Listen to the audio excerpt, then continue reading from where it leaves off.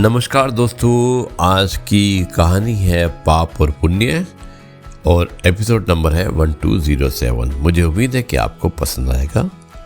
शुरुआत करता हूँ इस कहानी की कुछ इस प्रकार। दोस्तों, किसी गांव में एक रमण नाम का एक चोर रहा करता था। वो पास के जंगलों में गुजरने वाले रास्ते पर आने जाने मुसाफिरों को चाकू की नोक पर लूट लिया करता था। कभी कभी खतरा महसूस होने पर वो उन्हें मारने से भी नहीं कतराता था। उसका एक छोटा सा परिवार था जिसमें उसकी पत्नी, एक बेटा, एक बेटी और उसका बूढ़ा बाप रहा करता था।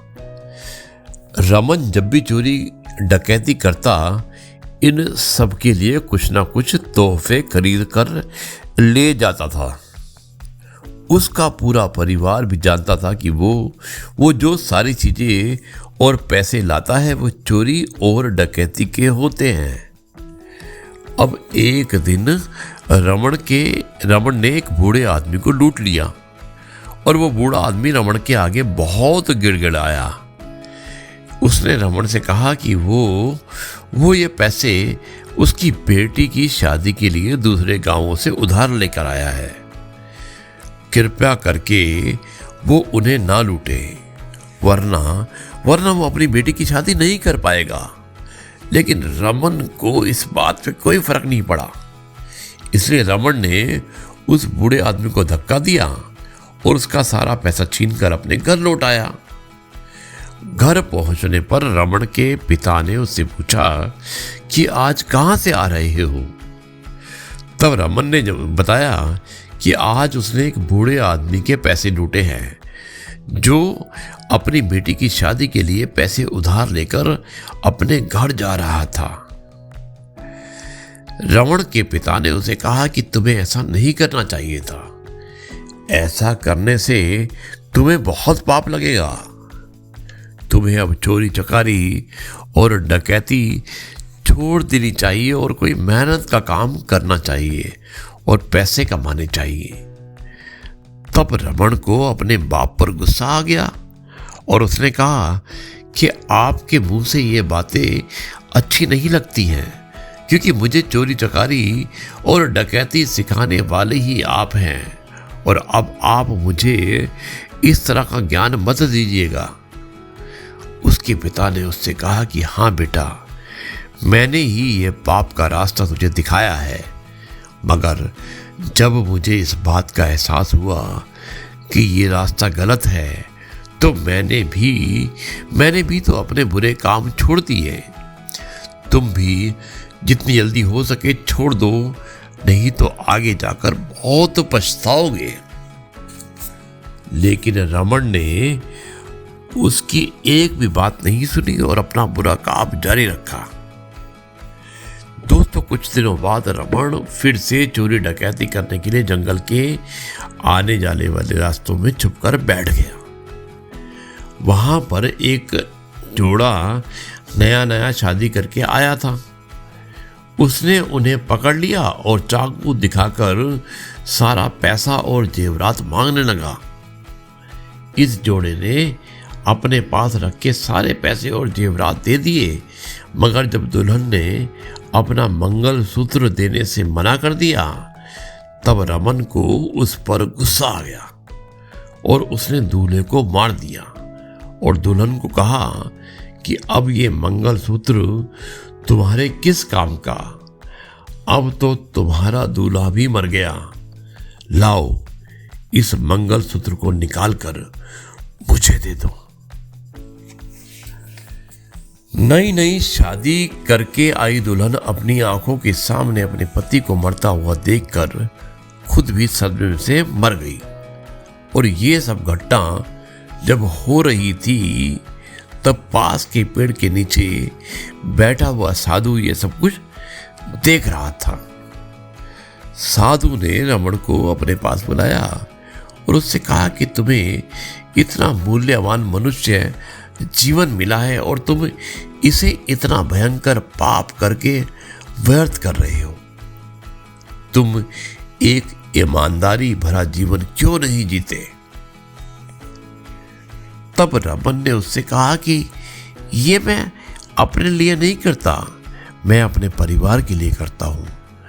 मैं जो लूटपाट कर रहा हूं उससे जो मुझे पैसे मिलते हैं वो मैं सारा अपने परिवार के ऊपर खर्च कर देता हूं। तब साधु ने रमन को कहा कि चाहे तुम अपने परिवार के लिए पाप करते हो, मगर इस पाप का सारा हिसाब तुम्हें चुकाना होगा। और हाँ, अगर कोई है जो अपनी मर्जी से तुम्हारे पाप में भागीदार बनता है तब बात अलग है। अब रमन ने साधु की बात सुनकर तुरंत कहा, हाँ हाँ क्यों नहीं, मेरा पूरा परिवार मुझसे प्रेम करता है और ये सभी जरूर मेरे पाप में भागीदार बनेंगे। आखिरकार मैं ये सब उन्हीं के लिए तो करता हूं। साधु ने रमन से कहा कि हो सकता है ये तुम्हारा भ्रम हो।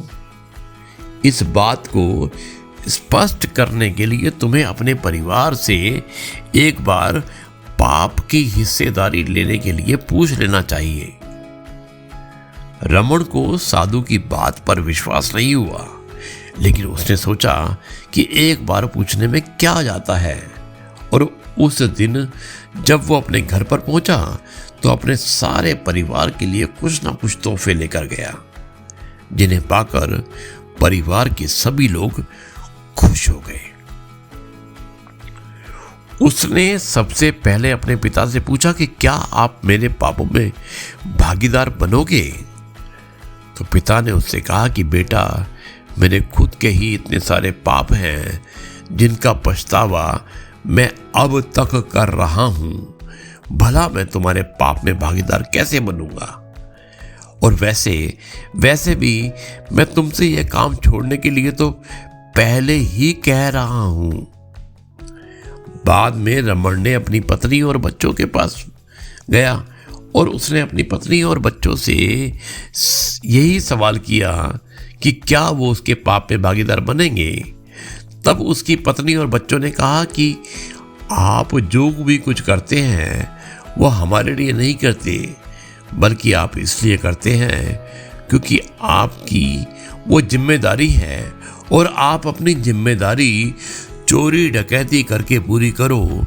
हमने ऐसा कभी नहीं कहा। वो पूरी तरह आपका फैसला है, इसलिए इससे मिलने वाले पाप में हम आपके भागीदार कैसे बन सकते हैं? अपने परिवार का जवाब सुनकर रमन की आंखें खुल गई। वो तुरंत जंगल के पेड़ के नीचे बैठे हुए साधु के पास गया और सारी बातें उसने साधु को बताई और उसने उनसे ये भी पूछा कि वो कैसे अपने पाप कम कर सकता है। तब साधु ने उससे कहा कि अपने सारे बुरे काम तुरंत आप बंद कर दो और तुम्हारे पास जो कुछ है, तन मन या धन, उन सब से अच्छाई के काम करना शुरू कर दो, जिससे तुम्हारा पाप धीरे धीरे कम हो जाएगा। उस दिन से ही रावण ने सारे बुरे काम बंद कर दिए और अच्छाई के कामों में लग गया। दोस्तों, कहीं आप लोग भी अपनी जिम्मेदारी को पूरा करने के लिए कुछ ऐसे ही काम तो नहीं कर रहे जिनकी वजह से आपकी पाप की गठरी भी भारी होती जा रही हो? याद रखिए, आप जो भी कर्म करते हो उससे मिलने वाले पाप आप चाहकर भी किसी के साथ नहीं बांट सकते। इसलिए रुकिए, सोचिए, समझिए और अपने कर्मों को उसी हिसाब से कीजिए। दोस्तों, ये है आपका अपना प्रिय आदि डॉक्टर आदि मुंबईचा माणूस आपके लिए लेकर आया आपका मनपसंद प्रोग्राम पॉजिटिव कर्मा। अब मैं इस कार्यक्रम को यहीं पर समाप्त करता हूँ और मुझे उम्मीद है कि ये कहानी आपको अवश्य पसंद आई होगी, जिसका शीर्षक था पाप और पुण्य। कल मैं आपसे फिर मुलाकात करता हूँ कुछ नई बातों के साथ। तब तक के लिए कहता हूँ जय गुरु जी, शुक्राना गुरु जी।